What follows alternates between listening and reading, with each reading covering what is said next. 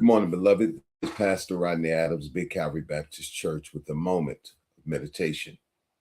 In Luke's Gospel, chapter 12, around verse 35, Jesus says, "Let your loins be girded about, and your lights burning, and ye yourselves like unto men that wait for their Lord, when he will return from the wedding, that when he cometh and knocketh, they may open unto him immediately. Blessed are those servants whom the Lord, when he cometh, shall find watching. Verily I say unto you, that he shall gird himself and make them to sit down to meat, and will come forth and serve them. And if he shall come in the second watch, or in the third watch, and find them so, blessed are those servants.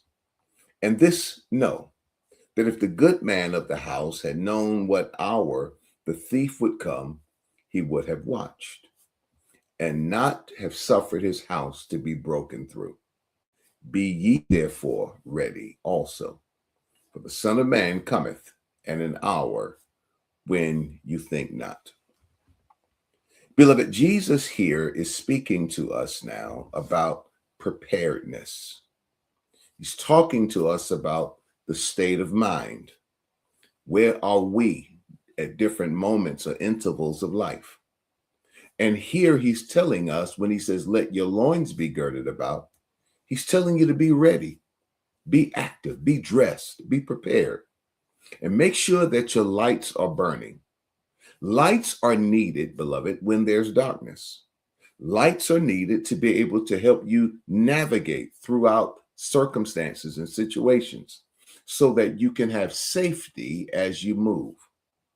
And he says, while you're doing these things, while you're being prepared, and while you're watching, he says, be focused that you're waiting for your Lord. Be purposeful. Know that there's a purpose, a reason for why you're doing these things. Because he says when he comes and knocks, he wants you to open the door immediately, that you're ready to go right at that moment. He says, those servants who are waiting, those servants who do this, he says they're blessed. And he's going to gird himself and serve them. He says, and if he decides to tarry a little bit, if he decides to wait, still, that's not an excuse for us not to be prepared. That's not an excuse for us to not be watching, but we ought to keep watching. We are to stay alert. You see, beloved, what's happening in society today, in the world today, is a cry. A cry, you say? Yes, a cry. This is the cry of the bridegroom spoken of in Matthew's Gospel, chapter 25. The Bible says in Matthew 25 that the kingdom of heaven shall be likened unto 10 virgins, which took their lamps and went forth to meet the bridegroom. 5 were wise, 5 were foolish. They that were foolish took their lamps and took no oil with them. But the wise took oil in their vessels with their lamps.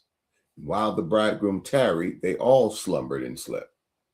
And at midnight there was a cry made, Behold, the bridegroom cometh. Excuse me. Go ye out to meet him. Then all those virgins arose and trimmed their lamps. But the foolish said unto the wise, Give us of your oil, for our lamps are gone out. But the wise answered, saying, Not so, lest there be not enough for us and you. But go ye rather to them that sell, and buy for yourselves. While they went to buy, the bridegroom came, and they that were ready went in with him to the marriage, and the door was shut. Afterward came also the other virgins, saying, Lord, Lord, open to us. But he answered and said, Verily, I say unto you, I know you not. Watch, therefore, for you know neither the day nor the hour when the Son of Man cometh. You see, in this text, beloved, this parable of the 10 virgins, they're all virgins, but 5 of them were foolish. They did not make sure that they had oil to trim their lamps. 5 were wise.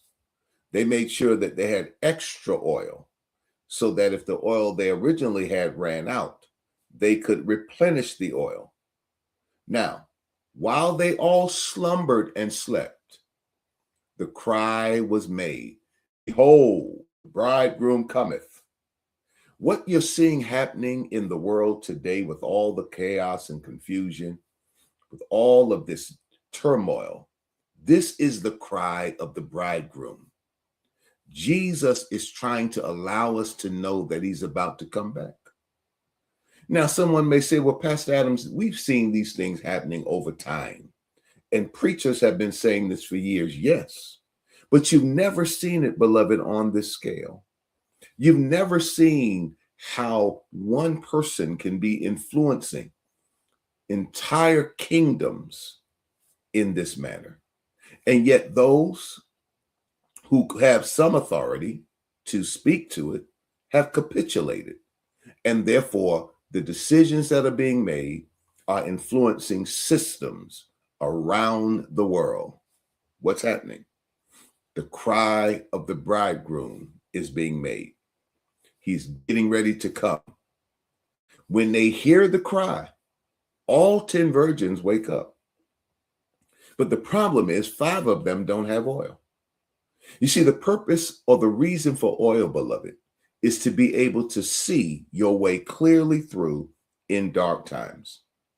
It's so that you don't stumble, you don't trip, so that you don't get trapped or stuck where you are.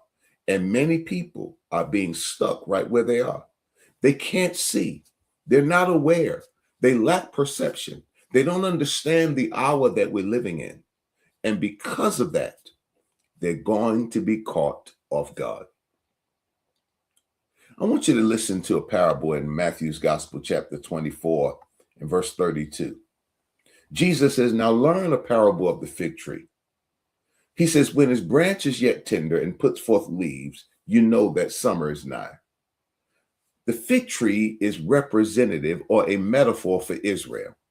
It's speaking of when things are happening with Israel, when things are bubbling around Israel, when its branch is yet tender and puts forth leaves, when the leaves are falling off, you know that summer is not. You know that you're entering into a different season.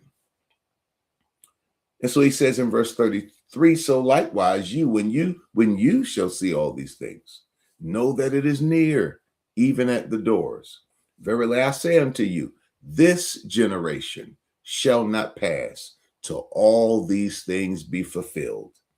And heaven and earth shall pass away, but my words shall not pass away. Beloved, Jesus tells us that the season that we're in, the generation that we're in, will not pass till all these things be fulfilled. He wanted you and I to know, to recognize, to realize, to have perceptibility what would be happening at the time of his arrival, and it's about to come. Now, I understand many of us have many different teachings and many different beliefs. So we're not going to deal with that right now. I just want you to know this is the time to make sure that you're ready. It's a moment of meditation. I'm Pastor Adams. Think about it.